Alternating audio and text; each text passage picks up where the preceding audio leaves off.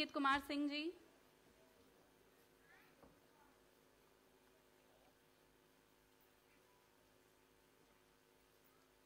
प्रियांश वर्मा जी। आप सभी को बहुत बहुत बधाई। यह सम्मान इन सभी युवाओं की मेहनत और हमारे यशस्वी मुख्यमंत्री जी की विमुक्त समाज के प्रति प्रतिबद्धता का प्रतीक है। इस नवयुग सरोज में नित पंकज रोज खिला करते हैं, खिलते हैं अगणित नव प्रसून, मिट्टी में रोज मिला करते हैं। बनकर के पद सरोज जिसने आभा को चमकाया है, ये उन व्यक्ति का परिचय है जिसने सारा जग महकाया है। सुदृढ़ कानून व्यवस्था, पारदर्शी निष्पक्ष प्रशासन और सुशासन से नए उत्तर प्रदेश की नई पहचान को अलंकृत किया है माननीय मुख्यमंत्री श्री योगी आदित्यनाथ जी ने। मैं बहुत ही आदर के साथ माननीय मुख्यमंत्री महोदय से अनुरोध करूंगी कि अपने आशीर्वचनों से हम सभी को अनुग्रहित करें।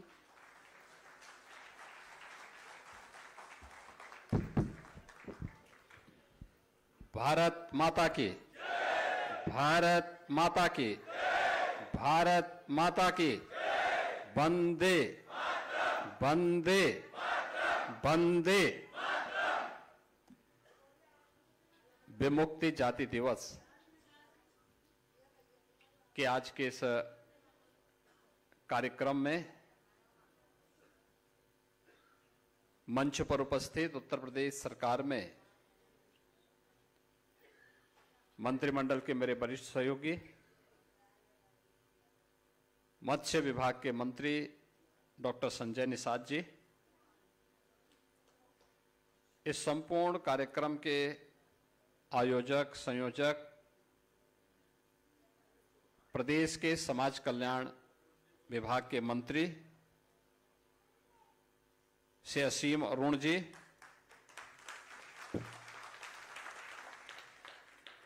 पिछड़ा वर्ग कल्याण के मंत्री श्री नरेंद्र कश्यप जी,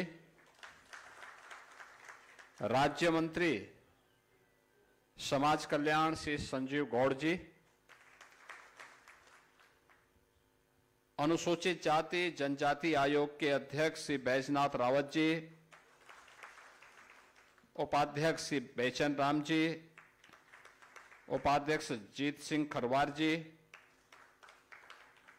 उपाध्यक्ष उत्तर प्रदेश अनुसूचित जाति वित्त एवं विकास निगम Shri Vishwanath Prasad ji, chairman UP SIDCO Shri YP Singh जी,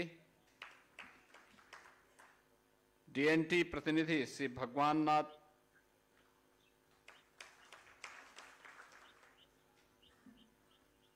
डॉक्टर शोभा चौधरी और अन्य सभी आज के इस कार्यक्रम में उपस्थित विमुक्त जातियों से जुड़े हुए सभी बहनों और भाइयों, मैं सबसे पहले विमुक्त जातियों की मुक्ति के लिए 31 अगस्त की स्थिति के लिए आप सभी को हृदय से बधाई देता हूं और आज के इस कार्यक्रम में आगमन के लिए आपका अभिनंदन भी करता हूं।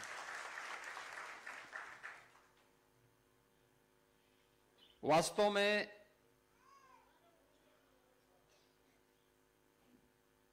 ये जातियां कौन हैं? ये वे जातियां हैं जिन्होंने देश के अंदर विदेशी हमलों को रोकने के लिए एक योद्धा के रूप में काम किया था।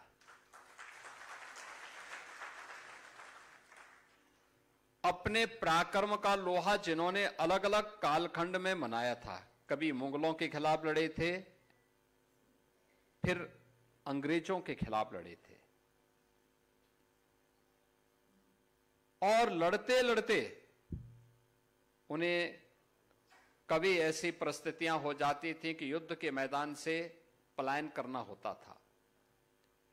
परिस्थितिवश जब पलायन करना होता था तो घर बार सब कुछ उनका जब्त हो जाता था या नष्ट हो जाता था, और वे ऐसे ही घूमते हुए घुमंतु बन गए।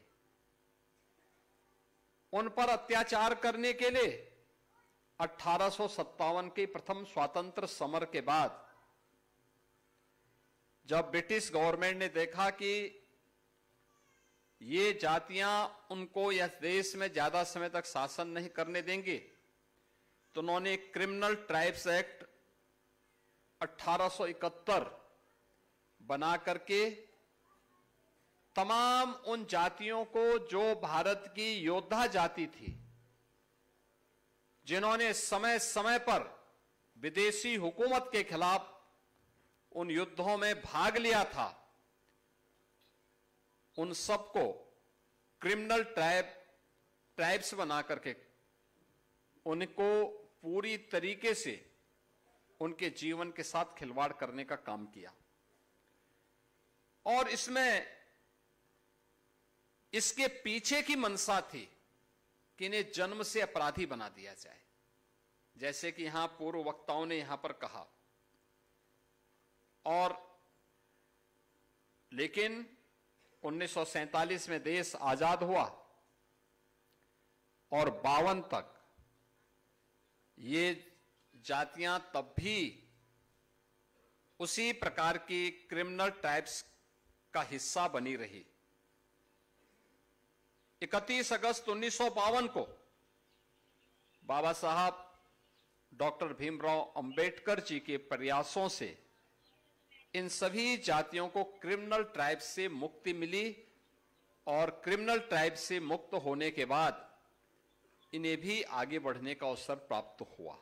अलग अलग क्षेत्र में इन्होंने काम प्रारंभ किया और फिर इनके लिए तमाम प्रकार के अन्य आयोजन प्रारंभ हुए।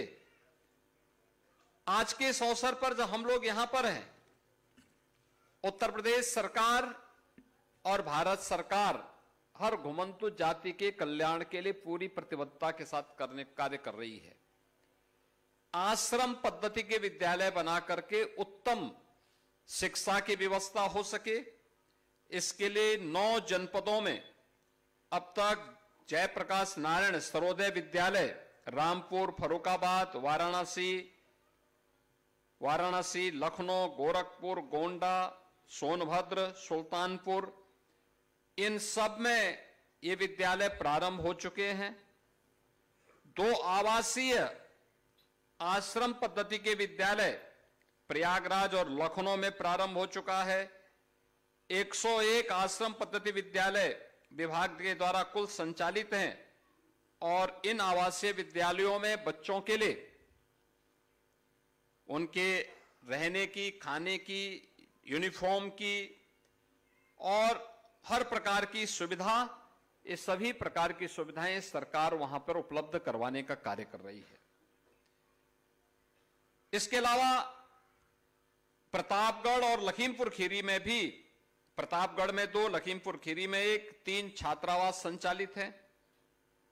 264 राजकीय अनुसूचित जाति छात्रावास में भी विमुक्त जाति के छात्र छात्राओं के लिए उन्हें प्रवेश वहां पर देने की व्यवस्था है। और सरकार के द्वारा राजकीय उन्नयन बस्ती योजना के अंतर्गत कानपुर में, मुरादाबाद में और लखीमपुर में भूमि आवंटन का काम भी उन लोगों के लिए किया गया है जिन्हें कभी क्रिमिनल ट्राइब्स घोषित करके जन्म से अपराधी घोषित करने की जो दुष्प्रवृत्ति थी, उसको उन सभी जातियों के विमुक्ति के दिवस के अवसर पर सबसे पहले एक कार्यक्रम। मुझे आप सबको यह भी बताना है कि पिछले 11 वर्ष में प्रधानमंत्री मोदी जी के नेतृत्व में इन सभी घुमंतु जातियों के कल्याण के लिए केंद्र और राज्य सरकार पूरी ईमानदारी और प्रतिबद्धता के साथ कार्य कर रही है। आज आप उत्तर प्रदेश में देखते होंगे कि हमारी सरकार आई, उससे पहले की सरकारों को इस बात की फुर्सत नहीं थी कि बनटांगिया के लिए कुछ कर सके। हमारी सरकार ने उन्हें राजस्व गांव का दर्जा दिया, उन्हें मत प्रदान करने का अधिकार दिया। 1947 से लेकर के 2017 तक एक भी बनटांगिया परिवार के अपने पक्के मकान नहीं थे। आज उन सब के पक्के मकान बन गए हैं, उनके लिए स्कूल बन गए हैं, उनके लिए आंगनबाड़ी केंद्र बन गए हैं, उनके लिए हॉस्पिटल बन गए हैं। शासन की सभी प्रकार की योजनाओं से उन्हें आच्छादित किया गया है। मुसहर सुविधाओं से वंचित थे, आज उन्हें सभी प्रकार की सुविधाओं से युक्त किया गया है। कोल सुविधाओं से वंचित थे, उन्हें सभी प्रकार की सुविधाओं से युक्त किया गया है। थारू, गौड़, चेरो और तमाम अन्य उन सभी जातियों, बुक्सा, सहरिया, इन सब को भी इन योजनाओं से संतृप्त करने का कार्य किया जा रहा है। कुम्हार जाति के लोगों के लिए व्यवस्था बनाई गई कि हर ग्राम पंचायत में अप्रैल से लेकर के जून तक गांव का तालाब मिट्टी निकालने के लिए उन्हें फ्री में उपलब्ध होगा और उन्हें सोलर चाक और इलेक्ट्रिक चाक देकर के प्लास्टिक को प्रतिबंध करके मिट्टी के बर्तनों का उपयोग करना प्रारंभ किया। परिणाम है आज प्रजापति समुदाय के लोगों को भी अच्छा आमदनी शुरू हुई। निषादों के कल्याण के लिए भी जिस गांव का है, समिति जहां की है, वहां का पट्टा उन्हें प्राथमिकता के आधार पर प्राप्त हो सके, उनके लिए तमाम प्रकार की स्कीम, आवास की स्कीम भी बनाई गई। उनके लिए नौका प्रदान करने की कार्रवाई भी प्रारंभ हुई। ये अनेक कार्यक्रम आज प्रारंभ हुए हैं। श्री संजय निषाद जी उसको लेकर के लगातार प्रयासरत हैं, काम कर रहे हैं। राजभर समुदाय के कल्याण के लिए भी आपने देखा होगा, महाराज सोहेल देव के नाम पर बहराइच में एक भव्य स्मारक बना हुआ है, स्मारक बनाया गया। और आजमगढ़ में महाराज सोहेल देव के नाम पर विश्वविद्यालय का निर्माण भी कर दिया गया है। ये पहली बार हो रहा है। बेटी के जन्म लेने से लेकर के शादी ब्याह होने तक, बेटी के जन्म से लेकर के स्नातक तक की पढ़ाई के लिए 25,000 रुपए का पैकेज सरकार देती है। और शादी के लिए योग्य हुई बेटी 1 लाख रुपए मुख्यमंत्री सामूहिक विवाह योजना में उस बेटी के कन्यादान के लिए सरकार उपलब्ध करवाती है। सरकार की योजना का परिणाम है कि आज योजनाओं का लाभ बिना भेदभाव के प्रत्येक व्यक्ति को मिल रहा है, बिना भेदभाव के। राशन की सुविधा का हो, मकान की सुविधा का हो, शौचालय की सुविधा का हो, पेंशन की सुविधा का हो या सरकारी नौकरी में सुविधा का। आपने देखा होगा अभी उत्तर प्रदेश पुलिस में भर्ती हुई, भर्ती में घुमंत जातियों से जुड़े हुए भी तमाम युवक और युवतियां भर्ती हुई हैं जिन्हें सरकारी नौकरी मिल गई। पहले कोई पूछता नहीं था, अब सरकारी नौकरी मिल रही है। इन सभी जातियों के कल्याण के लिए सरकार पूरी प्रतिबद्धता के साथ कार्य कर रही है, जिसमें हम आज भी इस बात को देखते हैं। नट है, बंजारा है, बाबरिया है, सांसी है, कंजर है, कालवेलिया है, ये सभी ऐसी जातियां हैं जिनके कल्याण के लिए कार्य किए जाने की आवश्यकता है। और आज मैं यहां पर श्री असीम अरुण जी से कहूंगा कि इन जो जातियां अभी वंचित रह गई हैं, सुविधाओं से वंचित हैं, उनके लिए जमीन के पट्टे मिले, उनके लिए मकान की सुविधा हो। जैसे हम लोगों ने अन्य जातियों को आच्छादित करना प्रारंभ किया, सेचुरेशन के लक्ष्य को प्राप्त किया है, ऐसे ही यहां पर प्रदेश में एक घुमंतु जातियों का बोर्ड बनाने की आवश्यकता है। उनको बनवाइए। उसको बनाने के साथ ही इन जातियों को,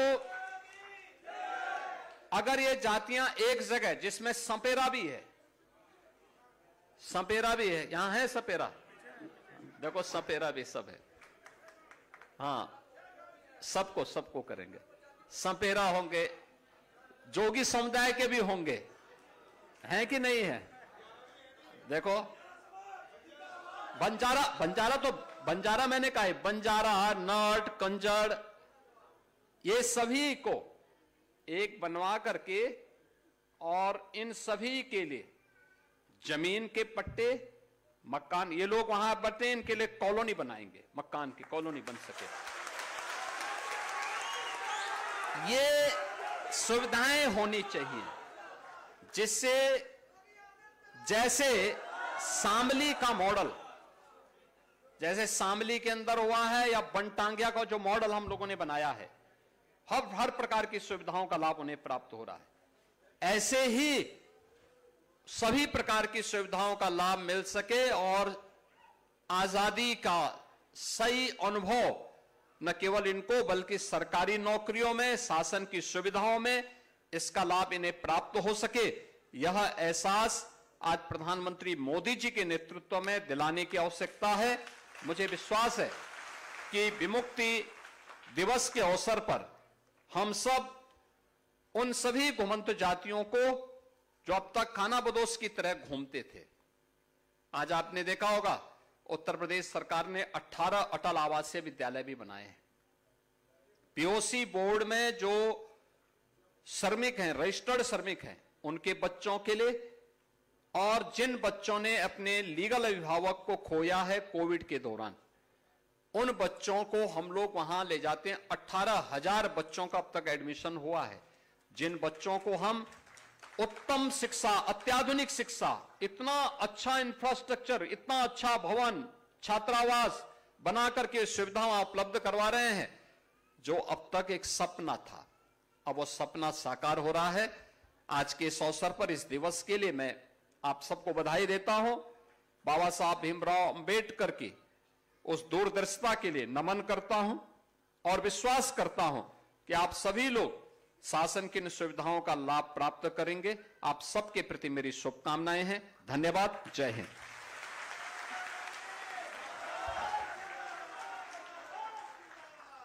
बहुत बहुत धन्यवाद माननीय।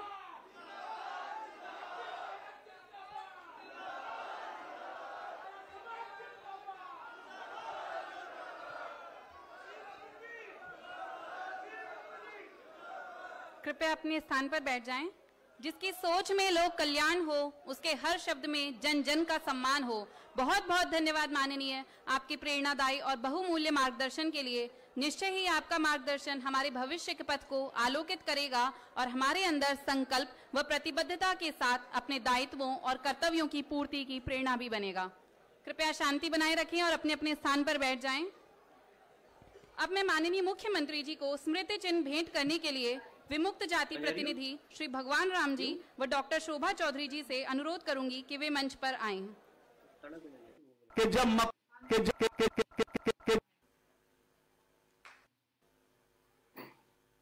श्री असीम अरुण जी,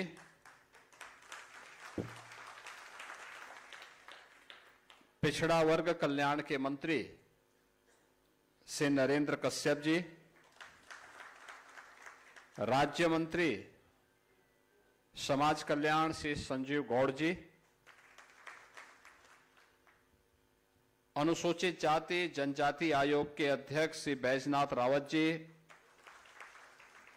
उपाध्यक्ष श्री बेचन राम जी, उपाध्यक्ष जीत सिंह खरवार जी, उपाध्यक्ष उत्तर प्रदेश अनुसूचित जाति वित्त एवं विकास निगम Shri Vishwanath Prasad ji, chairman UP SIDCO Shri YP Singh ji, DNT प्रतिनिधि श्री भगवान नाथ,